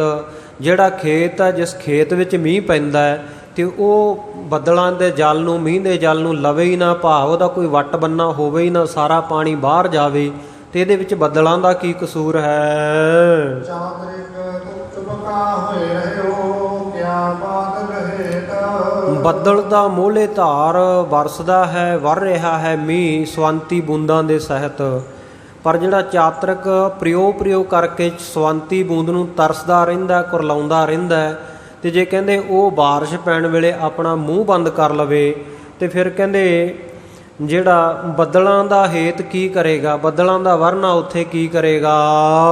ਚੰਦਨ ਪਰ ਉਪਕਾਰ ਹਿਤ ਸਭ ਰਹੇ ਬਣ ਰਹੇ ਸੁਚੇਤ। ਕਹਿੰਦੇ ਚੰਦਨ ਆ ਜਿਹੜਾ ਉਹ ਪਰ ਉਪਕਾਰ ਕਰਨ ਵਾਸਤੇ ਕਿ ਹੋਰਨਾਂ ਬੂਟਿਆਂ ਨੂੰ ਵੀ ਮੈਂ ਆਪਣੇ ਵਰਗਾ ਸੁਗੰਧੀ ਵਾਲਾ ਬਣਾ ਦੇਵਾਂ, ਕਿਉਂਕਿ ਅਸਲ ਜਿਹੜਾ ਚੰਦਨ ਹੁੰਦਾ ਨਾ ਗੁਰਮੁਖ ਪਿਆਰਿਓ, ਉਹ 52 ਉਂਗਲਾਂ ਦਾ ਬੂਟਾ ਹੁੰਦਾ ਸਿਰਫ, ਜਿਹੜਾ ਅਸਲ ਚੰਦਨ ਹੈ ਉਹਨੂੰ ਕਹਿੰਦੇ ਆ 52 ਚੰਦਨ, 52 ਉਂਗਲਾਂ ਦਾ ਹੋਣ ਕਰਕੇ।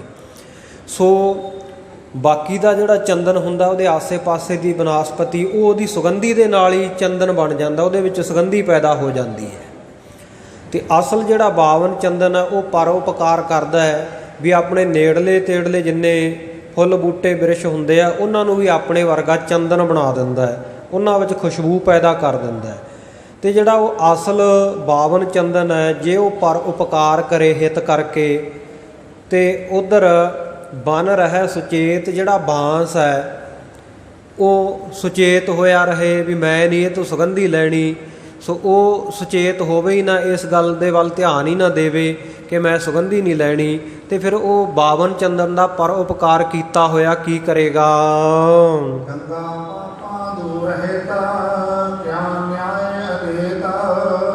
ਹਾਂ, ਕਹਿੰਦੇ ਗੰਗਾ ਜਿਹੜੀ ਹੈ ਉਹ ਤਾਂ ਪਾਪਾਂ ਨੂੰ ਦੂਰ ਕਰਨ ਵਾਸਤੇ ਵਗ ਰਹੀ ਹੈ ਕਿ ਲੋਕ ਆਉਣ ਮੇਰੇ ਵਿੱਚ ਇਸ਼ਨਾਨ ਕਰਨ, ਪਰ ਕਿਆ ਨਹਾਏ ਅਚੇਤ। ਜਿਹੜਾ ਅਚੇਤ ਆ ਬੰਦਾ, ਸੁਚੇਤ ਨਹੀਂ ਹੈ, ਸਾਵਧਾਨ ਨਹੀਂ ਹੈ, ਗਾਫਲ ਹੈ, ਸੋ ਇਸੇ ਪ੍ਰਕਾਰ ਦਲਿਦਰੀ ਹੈ, ਉਹ ਗੰਗਾ ਦੇ ਵਿੱਚ ਵੜੇ ਹੀ ਨਾ, ਗੰਗਾ ਦੇ ਕਿਨਾਰੇ ਜਾ ਕੇ ਵੀ ਗੰਗਾ ਕੋਲੇ ਵਗ ਰਹੀ ਹੋਵੇ ਤੇ ਵਿੱਚ ਵੜ ਕੇ ਇਸ਼ਨਾਨ ਹੀ ਨਾ ਕਰੇ, ਤੇ ਉਹਦੇ ਪਾਪ ਫਿਰ ਗੰਗਾ ਕਿਵੇਂ ਦੂਰ ਕਰ ਸਕਦੀ ਹੈ, ਕਿਉਂਕਿ ਉਹਨੂੰ ਵਿੱਚ ਤਾਂ ਗੰਗਾ ਦੇ ਜਾਣਾ ਪੈਣਾ ਨਾ ਇਸ਼ਨਾਨ ਕਰਨ ਵਾਸਤੇ। ਫਿਰ ਕਹਿੰਦੇ ਗੰਗਾ ਉਹਦੇ ਪਾਪ ਕਿਵੇਂ ਦੂਰ ਕਰੇਗੀ ਹਿਤ ਕਰਕੇ।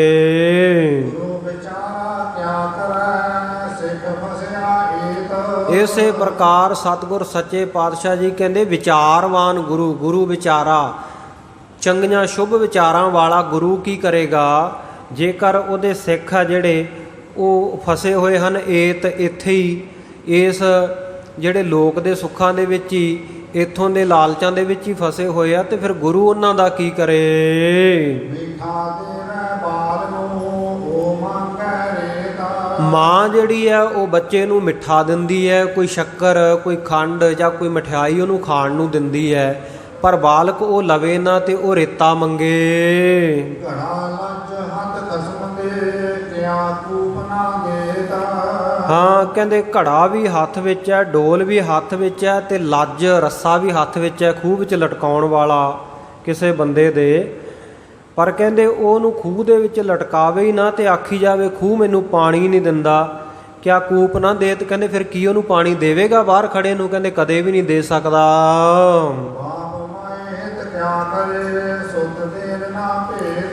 ਮਾਈ ਬਾਪ ਕੀ ਹਿਤ ਕਰਨਗੇ ਆਪਣੇ ਬੱਚੇ ਦਾ, ਆਪਣੇ ਪੁੱਤਰ ਦਾ, ਜੇ ਪੁੱਤਰ ਉਹਨਾਂ ਨੂੰ ਭੇਤ ਹੀ ਕੋਈ ਨਹੀਂ ਦਿੰਦਾ ਮੈਂ ਸੁਖੀ ਹਾਂ ਕਿ ਦੁਖੀ ਹਾਂ।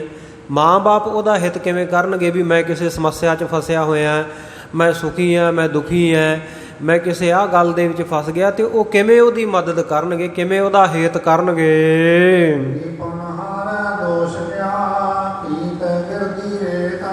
ਕਹਿੰਦੇ ਲਿਪਣ ਹਾਰੇ ਦਾ ਕੀ ਦੋਸ਼ ਹੈ, ਜੇਕਰ ਕਹਿੰਦੇ ਰੇਤੇ ਦੀ ਕੰਧ ਉਹ ਖੜਦੀ ਨਹੀਂ, ਕਿਉਂਕਿ ਰੇਤੇ ਦੀ ਕੰਧ ਕਦੇ ਉਸਰ ਨਹੀਂ ਸਕਦੀ ਨਾ, ਖੜ ਨਹੀਂ ਸਕਦੀ ਨਾ, ਜੇ ਕਹਿੰਦੇ ਰੇਤੇ ਦੀ ਕੰਧ ਡਿੱਗੀ ਜਾਂਦੀ ਹੈ ਉਸਰਦੀ ਨਹੀਂ, ਤੇ ਫਿਰ ਲਿਪਣ ਹਾਰੇ ਦਾ ਕੀ ਦੋਸ਼ ਹੈ ਵੀ ਇਹਨੇ ਉਹਨੂੰ ਉੱਤੋਂ ਲਿਪਿਆ ਨਹੀਂ ਹੈ।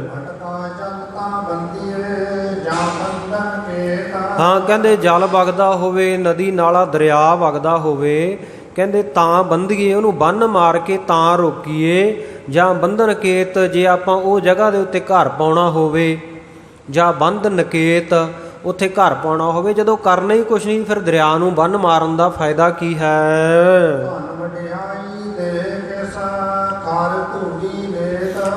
ਕਹਿੰਦੇ ਖਰ ਖੋਤਾ ਜਿਹੜਾ, ਉਹਦੇ ਉੱਤੇ ਧਨ ਦੀਆਂ ਖੁਰਜੀਆਂ ਲੱਦੀਆਂ ਹੁਣ, ਮਾਇਆ ਲੱਦੀ ਹੋਵੇ, ਤੇ ਕਹਿੰਦੇ ਕਾਹਦੀ ਵਡਿਆਈ ਹੈ? ਜੇ ਕਹਿੰਦੇ ਉਹ ਰੇਤੇ ਵਿੱਚ ਹੀ ਲਿਟਣਾ ਚਾਹੁੰਦਾ, ਉਹਨੂੰ ਧਨ ਦਾ ਫਾਇਦਾ ਕੀ ਹੈ?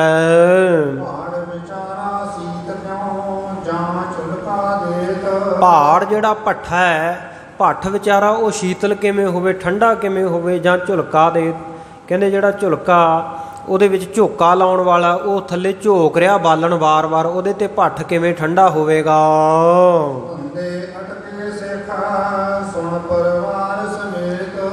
ਕਹਿੰਦੇ ਇਸੇ ਤਰ੍ਹਾਂ ਜਿਹੜੇ ਸਿੱਖ ਹੈ, ਆ ਹੁਣ ਮੈਥੋਂ ਆਗਿਆ ਮੰਗ ਰਹੇ ਆ ਵੀ ਮਹਾਰਾਜ ਸੱਚੇ ਪਾਤਸ਼ਾਹ ਅਸੀਂ ਕਾਹਲੀ ਦੇ ਨਾਲ ਚਲੇ ਜਾਈਏ, ਇਹ ਤਾਂ ਕਹਿੰਦੇ ਆਪਣੇ ਕੰਮ ਧੰਦਿਆਂ ਵਿੱਚ ਹੀ ਅਟਕੇ ਹੋਏ ਆ ਪਰਿਵਾਰਾਂ ਦੇ ਸਮੇਤ।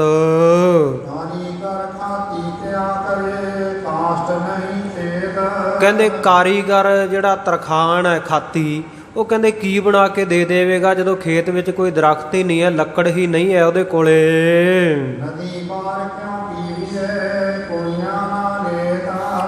ਹਾਂ ਕਹਿੰਦੇ ਨਦੀ ਵਗ ਰਹੀ ਹੈ, ਨਦੀ ਦੇ ਵਿੱਚ ਜਿਹੜਾ ਵਾਰ ਜਲ ਹੈ ਉਹਨੂੰ ਕੋਈ ਬੰਦਾ ਪੀਂਦਾ ਨਹੀਂ, ਕੁਣੀਆਂ ਨਾ ਲੇਤ, ਉਹਦੇ ਵਿੱਚੋਂ ਬੁੱਕ ਨਹੀਂ ਭਰਦਾ, ਤੇ ਕਸੂਰ ਕੱਢੀ ਜਾਵੇ ਨਦੀ ਦਾ ਵੀ ਇਹ ਮੈਨੂੰ ਪਾਣੀ ਨਹੀਂ ਦਿੰਦੀ, ਤੇ ਫਿਰ ਉਹ ਨਦੀ ਦਾ ਕੀ ਕਸੂਰ ਹੈ? ਕਹਿੰਦੇ ਖਾਣਾ ਕਿਵੇਂ ਪੱਕੇਗਾ, ਭੋਜਨ ਕਿਵੇਂ ਬਣਾਵਾਂਗੇ, ਜਾਂ ਅੱਗ ਨਾ ਨਕੇਤ, ਨਕੇਤ ਨਾਮ ਘਰ ਦਾ, ਜੇ ਘਰ ਵਿੱਚ ਅੱਗ ਹੀ ਨਹੀਂ ਤੇ ਖਾਣਾ ਕਾਹਦੇ ਨਾਲ ਪੱਕੇਗਾ? ਇਸੇ ਪ੍ਰਕਾਰ ਬ੍ਰਹਮ ਗਿਆਨ ਰੂਪੀ ਜਿਹੜਾ ਖਾਣਾ ਹੈ, ਅੰਮ੍ਰਿਤ ਫਲ ਹੈ, ਅੰਮ੍ਰਿਤ ਭੋਜਨ ਹੈ, ਉਹ ਕਹਿੰਦੇ ਕਿਵੇਂ ਪੱਕੇਗਾ ਜੇ ਸਾਡੇ ਹਿਰਦੇ ਰੂਪੀ ਘਰ ਦੇ ਵਿੱਚ ਸ਼ਰਧਾ ਰੂਪੀ ਅਗਨ ਹੀ ਨਹੀਂ ਹੈ।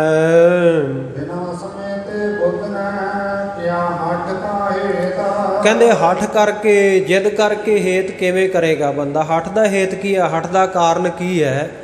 ਕਿਉਂ ਜਿੱਦ ਕਰਕੇ ਕੀ ਮਿਲ ਜਾਵੇਗਾ ਹੱਠ ਕਰਕੇ?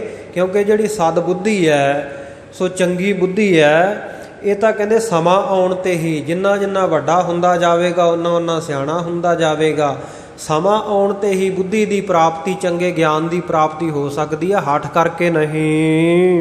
ਮਨ ਹੀ ਚੱਕਰ ਘੁਮਾਰ ਕਾ ਘੜ ਭਾਂਡੇ ਦੇਤ, ਤੇ ਘੁਮਿਆਰ ਜਿਹੜਾ ਭਾਂਡੇ ਘੜ ਘੜ ਕੇ ਦਿੰਦਾ ਹੈ, ਕਹਿੰਦੇ ਉਹ ਕੀ ਭਾਂਡੇ ਘੜੇਗਾ ਜੇ ਉਹਦੇ ਮਨ ਦਾ ਹੀ ਚੱਕਰ ਵੱਜਿਆ ਹੋਇਆ, ਮਨ ਹੀ ਇੱਕ ਥਾਂ ਨਹੀਂ ਖਲੋਤਾ।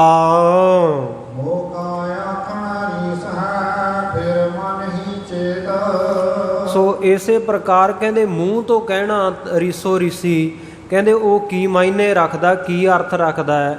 ਜੇ ਇੱਕ ਦੂਜੇ ਨੂੰ ਦੇਖ ਕੇ ਹੀ, ਜੇ ਇੱਕ ਨੇ 7 ਵਚਨ ਕਹਿਤਾ, ਦੂਜੇ ਨੇ ਵੀ ਕਹਿਤਾ ਜੀ 7 ਵਚਨ ਠੀਕ ਹੈ ਜੀ, ਇੱਕ ਨੇ ਕਹਿਤਾ ਨਹੀਂ ਜੀ ਇਹ ਨਹੀਂ ਹੋ ਸਕਦਾ, ਦੂਜੇ ਨੇ ਵੀ ਉਹਦੇ ਪਿੱਛੇ ਕੀ ਕਹਿ ਦਿੱਤਾ। ਤੇ ਕਹਿੰਦੇ ਮੂੰਹ ਦਾ ਕਿਹਾ ਹੋਇਆ ਤਾਂ ਇਹ ਤਾਂ ਕਹਿੰਦੇ ਰੀਸੋ ਰੀਸੀ ਹੈ। ਫਿਰ ਮਨ ਹੀ ਚੇਤ, ਕਹਿੰਦੇ ਜੇ ਪ੍ਰਾਪਤੀ ਚਾਹੁੰਦੇ ਹੋ ਤਾਂ ਆਪੋ ਆਪਣੇ ਮਨ ਦੇ ਵਿੱਚ ਹੀ ਚੇਤਣਾ ਪਵੇਗਾ, ਵਿਚਾਰ ਕਰਨੀ ਪਵੇਗੀ।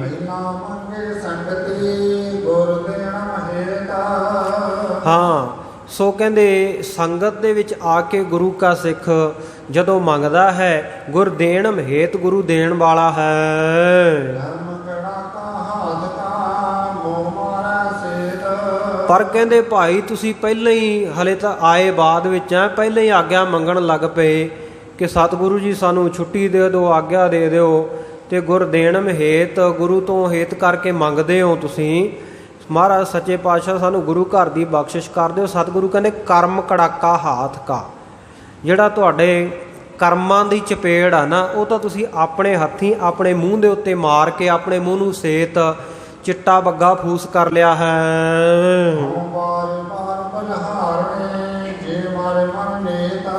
ਸਤਿਗੁਰੂ ਜੀ ਕਹਿੰਦੇ ਮੈਂ ਤਾਂ ਵਾਰ-ਵਾਰ ਕੁਰਬਾਨ ਬਲਹਾਰ ਜਾਨਾ ਹਾਂ ਉਹਨਾਂ ਗੁਰੂ ਕੇ ਸਿੱਖਾਂ ਤੋਂ ਜਿਨ੍ਹਾਂ ਨੇ ਆਪਣੇ ਮਨ ਨੂੰ ਮਾਰ ਲਿਆ ਹੈ।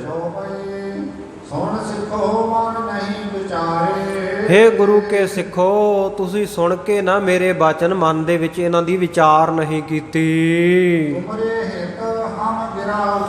ਅਸੀਂ ਤਾਂ ਤੁਹਾਡੇ ਹਿੱਤ ਦੇ ਵਿੱਚ ਹੀ, ਤੁਹਾਡੇ ਪ੍ਰੇਮ ਦੇ ਵਿੱਚ ਹੀ, ਤੁਹਾਡੇ ਭਲੇ ਵਾਸਤੇ ਇਹ ਬਾਣੀ ਉਚਾਰੀ ਸੀ, ਬਚਨ ਕੀਤੇ ਸਨ।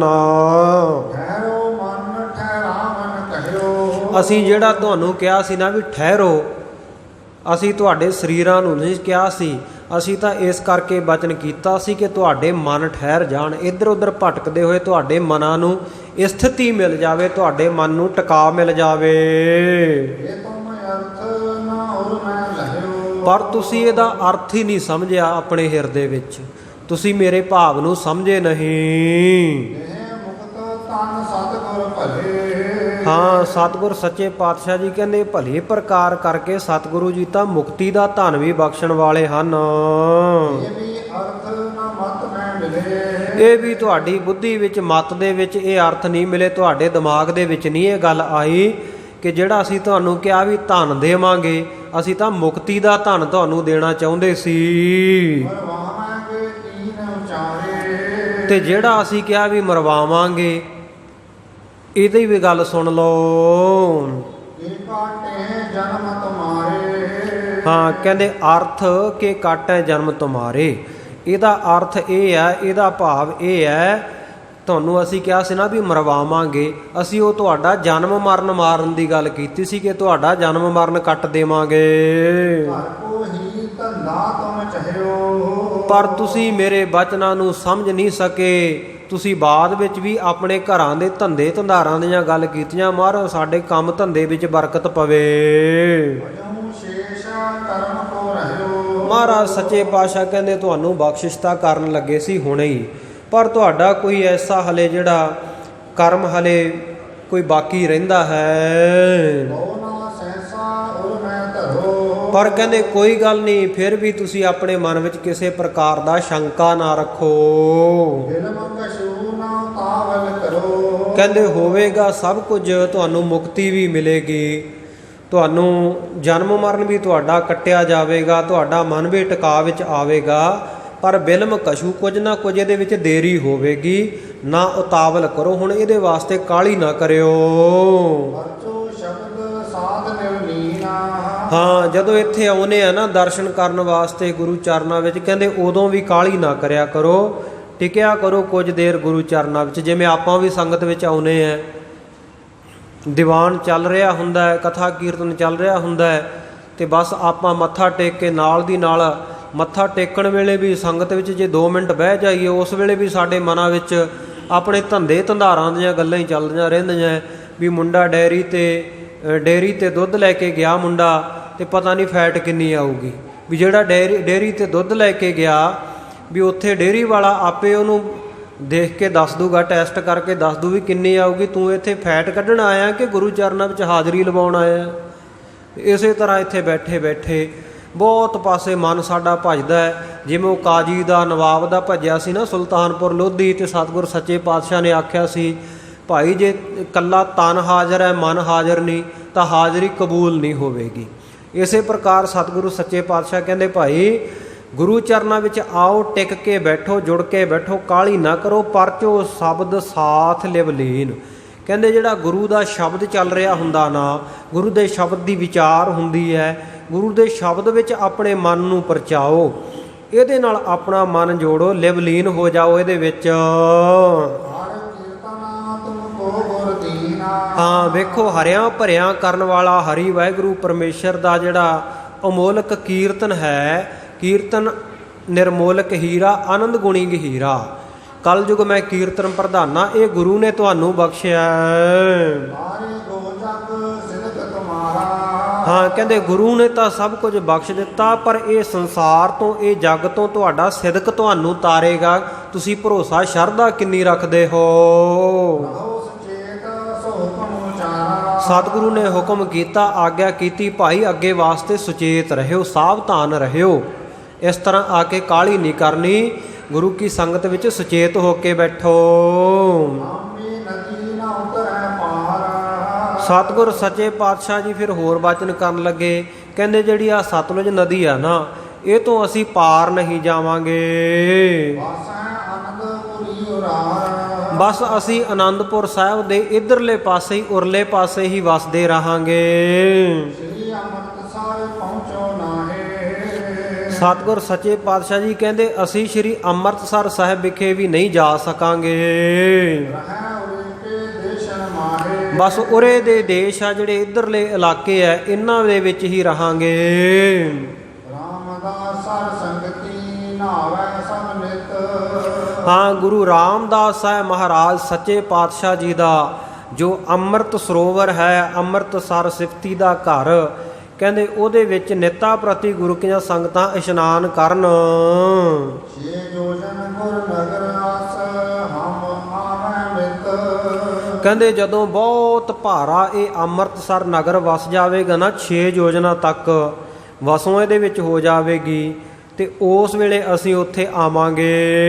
ਬੈਠ ਨੀਚੇ ਚਮਰ ਟੋਲਾ ਸਿੱਖ ਦਰਸ਼ਨ ਚਿਤ। ਹਾਂ, ਅਸੀਂ ਦਲੀਚੇ ਦੇ ਉੱਤੇ ਸੁੰਦਰ ਆਸਣ ਦੇ ਉੱਤੇ ਆ ਕੇ ਬੈਠਾਂਗੇ, ਚੌਰ ਸਾਡੇ ਉੱਪਰ ਝੁਲੇਗਾ ਤੇ ਗੁਰੂ ਕੇ ਸਿੱਖ ਦਰਸ਼ਨ ਕਰਨਗੇ।